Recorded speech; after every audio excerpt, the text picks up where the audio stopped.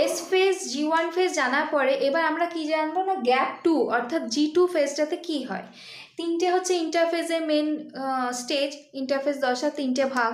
তাহলে গ্যাপ 2তে কি হয়, এখানে হচ্ছে তৈরি হয় প্রথমেই G1-এ যেমন প্রোটিন তৈরি হয়েছিল কিসের জন্য, ডিএনএ রেপ্লিকেশনের জন্য, এইখানেও কিছু প্রোটিন সিনথেসিস হয়।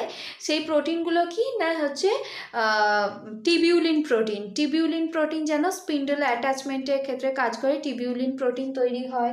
তাছাড়া গ্যাপ 2 বা G2 দশাতে কি হয়, কিছু এটিপি সিনথেসিস হয়, যেটা আমি প্রথমে বলতে ভুলে গেছিলাম যে আমাদের G1 দশাতেও কিন্তু এটিপি সিনথেসিস হয়, ফলে গ্যাপ 2তেও এটিপি সিনথেসিস হয়।